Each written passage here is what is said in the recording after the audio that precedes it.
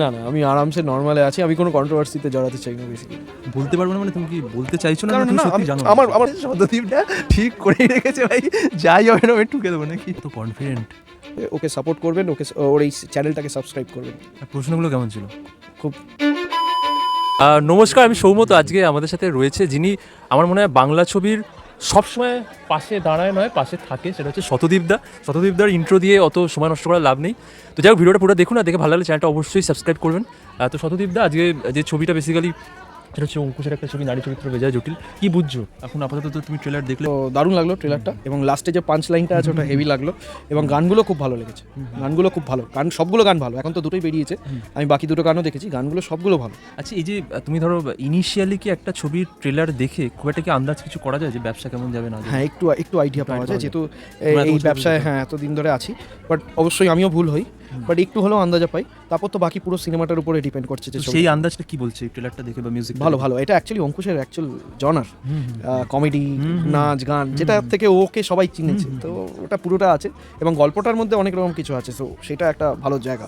কিন্তু তুমি বললে যে অঙ্কুশের একটা বিরাট বড় স্তম্ভ, যে কমেডিতে আবার সে ফিরছে, কিন্তু অঙ্কুশের যে খুব ছবি যে ভালো চলেছে ইদানিং, তো সেটা নয়। তো তোমার কি সেটা কি মনে হয় যে এটা কি ফিরবেই? এটা দেখো, ওর চেষ্টাটার খুব কিন্তু একটা দাম আছে, কারণ ও কিন্তু শুরু করেছিল মির্জা দিয়ে রিসেন্টলি, ওর পর থেকে কিন্তু তারপর দেখো খাদান, তারপর পরপর কিন্তু রঘু ডাকাত, কমার্শিয়াল কিন্তু আসছে, তারপর ও আবার নারী চরিত্র করছে। মির্জার পর নারী চরিত্র পুরো একটা ট্রানজিশনটাই আলাদা। ওটা একটা অ্যাকশন ড্রামা ছিল, এটাতে পুরোটা হচ্ছে কমেডি আর ড্রামার মধ্যে। সো এই জনারটা যখন ও পাল্টাচ্ছে, বাট কমার্শিয়ালের মধ্যে রেখে, সো এটা একটা চেষ্টাটার সত্যিই দাম আছে, এবং আমি গল্পটা জানি, গল্পটা সত্যিই ভালো।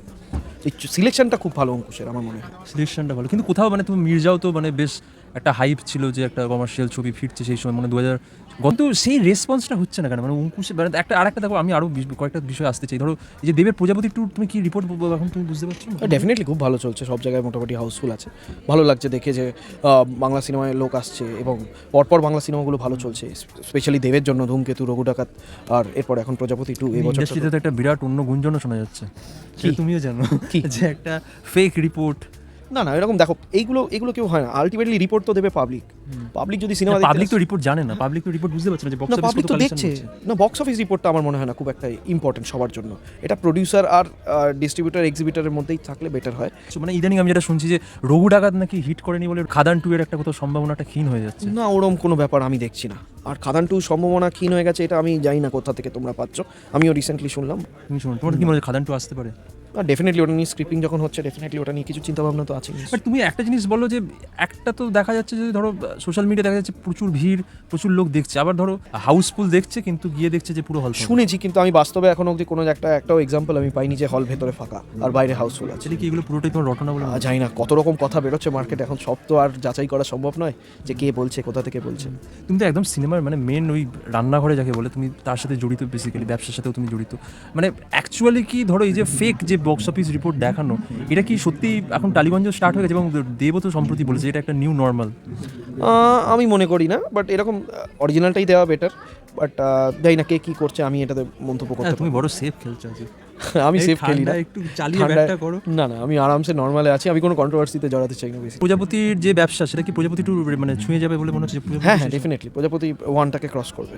এখন অব্দি যা সিচুয়েশন, যা ট্রেন্ড চলছে, এবং তুমি নিজেও তো হলে গিয়ে রিভিউ নিয়েছো, তুমি বলো না একটা রিভিউ খারাপ পেয়েছো? না, একটা রিভিউ খারাপ নয়, বরঞ্চ আমি দেখলাম যে ইনফ্যাক্ট প্রথমটার থেকে দ্বিতীয়টা ভালো বলছো। ওই প্রশ্নটাই রেখেছিলাম যে প্রজাপতি ভালো না প্রজাপতি 2 ভালো, সেখানে দেখা গেল যে প্রজাপতি 2টাই লোকে। ইনফ্যাক্ট আমি তোমাকে এটাও বলতে পারি, আরও যদি তুমি কিছু হল ভিজিট করো, সেখানে গিয়ে যদি রিভিউ নাও, সবাই একই কথা বলবে। তাহলে এই মানে মাঝে যে নেগেটিভিটিটা, এটা কিসের? এটা আমি জানি না কে বা কারা কি করছে, বাট স্ক্রিনিং কমিটি যে ঘটনাগুলো, তোমরা এই যে স্ক্রিনিং কমিটি তো এখন পুরো একদম বেঁধে দিচ্ছে যে কোন সময় কোন ছবি আসবে, সেটাতে তুমি কতটা এটার সাথে সহমত? দেখো, এইটা এই জন্য করা হয়েছিল স্ক্রিনিং কমিটিটা, আমিও একজন সদস্য ওটার। এই জন্য করা হয়েছিল যাতে কোন সিনেমাটা কবে আসবে, ঠিক আছে। বাট এখন দেখছি যে এটার মধ্যে আরও অনেক কিছু নতুন জিনিস অ্যাড হচ্ছে। সো সেটা করে তো তুমি যে ক্যালেন্ডার আসার কথা 2026-এ, ওরা যে কথাটা বলছে যে সারা বছর যারা টাকা ঢালছে বেশি ছবি করছে। তারা বেশি অগ্রাধিকারটা পাবে। তাহলে তো এই যে ধরো তুমি একাডেমি অফ ফাইন আর্টসের সাথে তুমি জড়িত ছিল, তুমি ছবিটাকে নতুনভাবে করলে, তো সেই ছবিগুলোর ভবিষ্যৎটা কোথায়? যদি ডেফিনেটলি তাদের তো একটু অসুবিধা হবেই, তারা হলিডে পিরিয়ডটা পাবে না। হলিডে পিরিয়ড না হলিডে প্রাইম পিরিয়ড শো তো প্রাইম শো পেয়ে যাবে যদি নন হলিডে পিরিয়ডে আসে, তখন নন হলিডে পিরিয়ডে ছবি চলার সাকসেস। দেখো তোমাকে যদি একটা ইন্ডাস্ট্রিকে ঠিক দাঁড় করাতে হয় তাহলে নন হলিডে পিরিয়ডেও সিনেমাকে হিট করাতে হবে, হলিডে পিরিয়ডে তো হিট করাতেই হবে। বড় কথা বললে নন হলিডে পিরিয়ডে ছবি রিলিজ, বড় বড় স্টাররা পর্যন্ত নন হলিডে পিরিয়ডে ছবি রিলিজ করতে ভয় পাচ্ছে। তো সেখানে একটা যে ইয়াং যে করছে তো, কি করছে, অঙ্কুশ করছে তো নন হলিডে পিরিয়ডে, তাহলে করছে, কিন্তু সবাই তো অঙ্কুশ আসবে না। আর অঙ্কুশ যদি ট্রেন্ড সেট করতে পারে ডেফিনেটলি ওর সিনেমা চললে আরো লোকে এই চান্সটা নেবে। একদম খুব কঠিন হয়ে গেল বিষয়টা। আলাদা করে নতুনদের জন্য কি কোনো অন্য ব্যবস্থা করা যেত না, যে তারা যাতে একটু করা হচ্ছে, আলোচনা হচ্ছে এখন, সে দেখা যাবে। এখানে বসে ইন্টারভিউ দিচ্ছে ভাই, তুমি ওর ইন্টারভিউ নিচ্ছ তো, ওর জন্য আমরা হল ছেড়ে দিচ্ছি যাতে ও ব্যবসাটা করতে পারে, এরপরে প্রজাপতি চলবে, হাউসফুল আছে। উনি তো বসে ইন্টারভিউ দিচ্ছেন। এটা তো দাদারই হয়, দাদারই হয়। তো যেটা বলতে চাইছিলাম যে কি যেন সব ভুলে গেল। তো এই যে স্ক্রিনিং কমিটিতে দেব যে নোটাতে যে ভোটটা দিয়েছে, তারপর সবাই ওর বিপক্ষে চলে গেছে। একটা হিরো যার অলরেডি ব্যবসা চলছে, ভালো হচ্ছে এবং তার ট্র্যাক রেকর্ড এত ভালো, তাকে নিয়ে যদি এরকমভাবে করা, আমার মনে হয় এটা খুব দুর্ভাগ্যজনক আমাদের ইন্ডাস্ট্রির পক্ষে, এবং আমাদের ইন্ডাস্ট্রিকে কোথায় আরও ওকে এগিয়ে নিয়ে যাওয়া উচিত, এবং দেবের ছবিগুলো ভালো চলছে এবং তাকে হেল্প করা উচিত। সেটা না করে যদি এইসব হয় তাহলে আমার মনে হয় এটা খুব খারাপ হচ্ছে। ওরা একটা ভাবনা চিন্তা করছে, এরপরে আবার একটা মিটিং হবে, তারপর আশা করি ওটার ফাইনাল ডিসিশন হবে। বাট দেব তো খারাপ কিছু বলেনি এটাতে। মানে তুমি দেবের সমর্থনে? হ্যাঁ ডেফিনেটলি। ও যে ওর আর একটা হিরোর সিনেমা চলছে, আমি তাকে কেন আটকাতে চাইবো? অ্যাজ এ হল মালিক যদি আমি বলি, ভুলে যাও আমি ডিস্ট্রিবিউটর, আমি একটা হল মালিক, আমার সিনেমা হলে ব্যবসা দিচ্ছে, আমি কেন তাকে আটকাবো? এই যে নবীনাতে যে ঘটনাটা ঘটলো, যে ওই কি নাকি পোস্টার, তো নবীনাতে তো মানে দেবের প্রচুর ওখানে ফ্যান রয়েছে ওখানে, তো তারপরেও নাকি হল পাইনি নবীনাতে। না তো তোমরা কি জানো প্রত্যেকটা দেবের সিনেমা কিন্তু নবীনায় ফার্স্ট ডে ফার্স্ট শো একটা আলাদা ক্রাউড, আমি তো জানি। সাউথ সিটি হ্যাঁ, থেকে হ্যাঁ, জানি। ধরো ঢাক ঢোল নিয়ে একটা সেলিব্রেট করতে, সেলিব্রেশনটা নবীনায় হয়। সেটা যখন এবার গেট লেগে গেছে, পাবলিসিটি লেগে গেছে, তারপর যখন হয়নি, তো ডেফিনেটলি কিছু যারা ফ্যান আছে তাদের তো একটু খারাপ লাগবে। কারণ কেন হলো এটা তোমার কি মনে হয়? আমি জানি না, সেটা তো আমি এটা তো অনেকে বলছে শ্রীকান্দার হাত একটা না আমি জানি যে না, দেব নাকি পরমব্রতর ওই অন্নপ্রাশনে ছিল, অন্নপ্রাশনে গিয়ে এইসব আমার মনে হয় না, এগুলো আমার মনে হয় না, এইসবে আমার মনে হয় না। বাট কেন লাগেনি সেটা আমি বলতে পারবো না, কারণ আমি আমার অ্যাজ এ ডিস্ট্রিবিউটর আমি আমার কর্তব্য করেছিলাম, আমি পোস্টার পাঠিয়েছি ওখানে, এরপরে কেন লাগেনি কেন হয়নি আমি বলতে পারবো না। এটা বলতে পারবো না মানে তুমি কি বলতে চাইছো না? কারণ তুমি না, সত্যি জানো না? আমার বেসিক্যালি নবীনদার সঙ্গে কোনো কথা হয়নি এই ম্যাটারটা নিয়ে। আমার এটা নিয়ে- হ্যাঁ আমি পরের দিন আমি দেখলাম আমি তোমায় বলে দিচ্ছি, আমার মনে আছে রোববার দিন আমাকে ফোন করা হলো যে পোস্টারটা এখনো পাইনি, তো আমি ইমিডিয়েটলি 1 ঘন্টার মধ্যে পোস্টারটা পাঠিয়ে দিয়েছি। পাঠানোর পর সোমবার দিন যখন আমি সকালবেলা অফিসে আসি, আমি অফিসে এসে দেখি বুক মাই শোতে খুলে গেছে, সেখানে প্রজাপতি ছিল না। না, নবীনা তো একদম দেবের ওই আঁতুর ঘর বলতে যা বোঝায়, মানে দেবের ছবি একদম। না আমার মনে হয় দেখো প্রিয়া, মেনকা, অশোকা, অজন্তা সব জায়গাতেই দেবের সিনেমা চলে।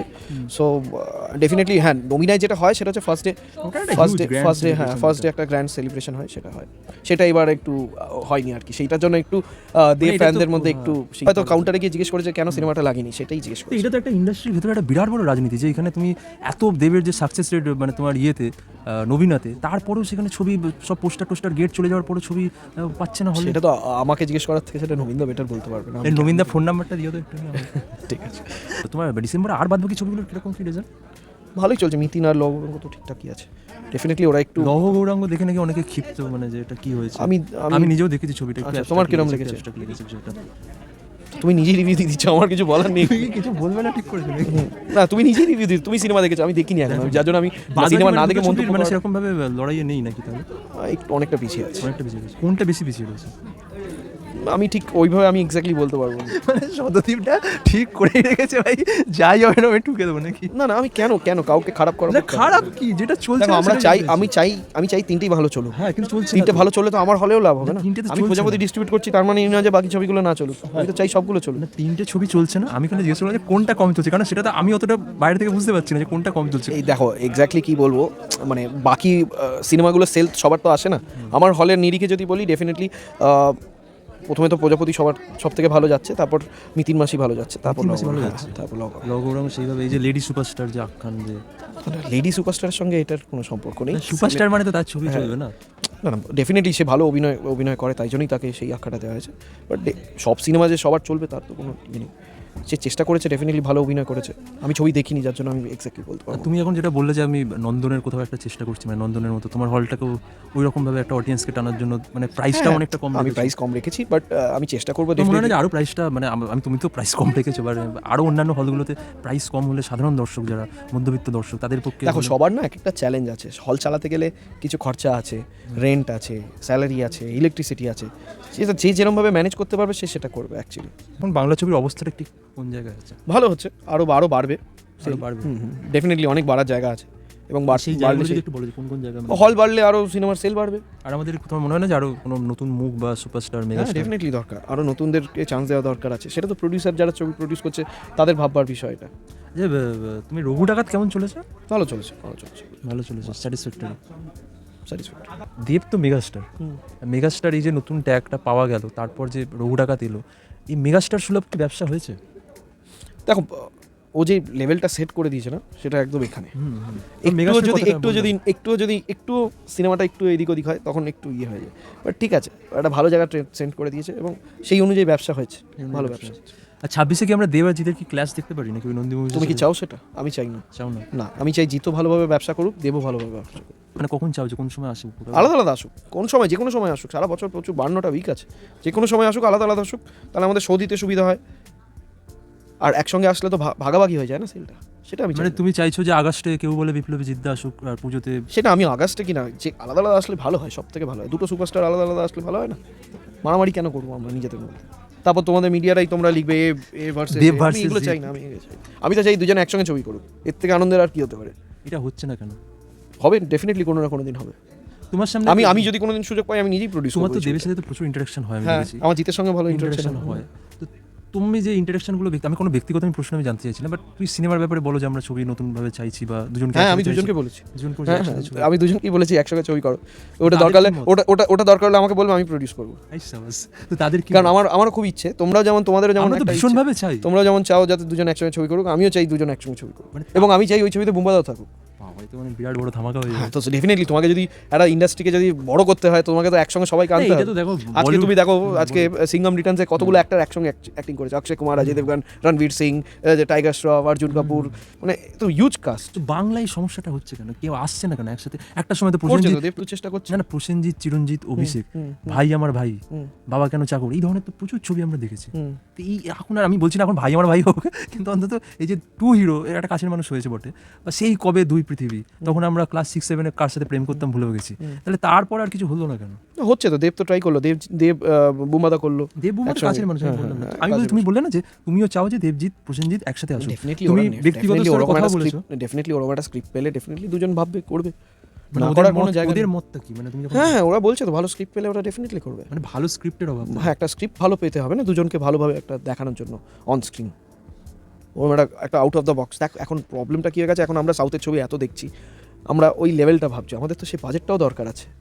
এবং দুটো আর্টিস্টকে যদি একসঙ্গে আনতে হয়, তো ডেফিনেটলি ওটা তো কম বাজেটের ছবি হবে না। কোনো অদূর ভবিষ্যতে কি তুমি আশা দেখতে পাচ্ছ যে দেবজিৎ? হ্যাঁ, কেন হবে না? দুজনের মধ্যে ছবি হবে, কেন হবে না? হওয়ার তো কোনো জায়গা নেই। তুমি কত কনফিডেন্ট? না হওয়ার, সত্যি বলছি, কোনো অসুবিধা নেই, কেন হবে না? হচ্ছে না তো? হবে, ডেফিনেটলি হবে, একটু অপেক্ষা করো, হবে ডেফিনেটলি হবে।